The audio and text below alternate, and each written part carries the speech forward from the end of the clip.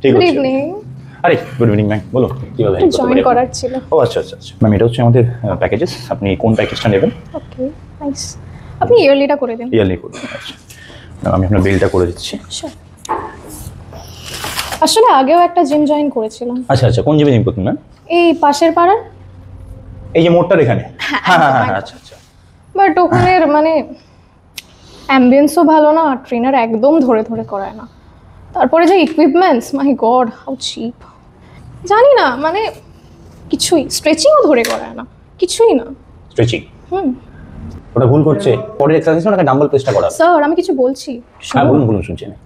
মানে আমি কিছুই বুঝতে পারছিলাম না ওটা বেসিক্যালি। ভুল হচ্ছে। আপনি শুনছেন আমি কি বলছি? বলুন ম্যাম, আমি শুনছি। আগের বারও 3 মাসের পিটি নিয়েছিলাম, কিছুই বুঝতে পারিনি কি করায় কি না করায়। আগে পুশ আপটা ঠিক করে করতে হবে ওনাকে। স্যার কিছু বলছি তো। দেখুন ম্যাডাম, ওই যে জিমটাতে আপনি গেছেন, যথেষ্ট ভালো জিম, যথেষ্ট ওখানে পাবলিকরা যায় জিম করতে, ঠিক আছে। আপনার যখন ওই জিমটা বুঝতে পারেননি, আপনি এই জিমটাও বুঝতে পারবেন না ম্যাডাম। আজকে আপনি ওই জিম থেকে এই জিমে এসে ওই জিমের বদনাম করছেন, কালকে আপনি এই জিম থেকে পাশের জিমে গিয়ে এই জিমের বদনাম করবেন।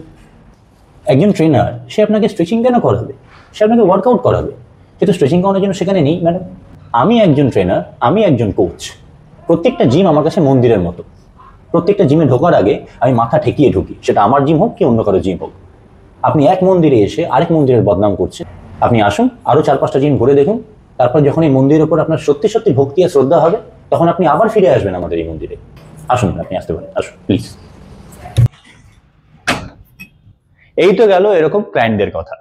এবার আসছি আপনাদের কথায়। ইয়েস, আমার আপনার মতো কঠোর পরিশ্রমী ট্রেনারের কথায়। অ্যাকচুয়ালি এরকম ক্লায়েন্ট আমাদের প্রফেশনকে প্রফেশন হিসাবেই মনে করে না।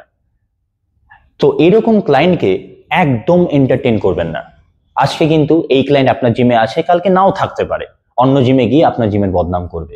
নিজের প্রফেশনের ওপর নিজের রেসপেক্ট রাখুন, নিজের নলেজের ওপর নিজের কনফিডেন্স রাখুন, নিজে ভালো থাকুন, অন্যকেও ভালো রাখুন। ধন্যবাদ।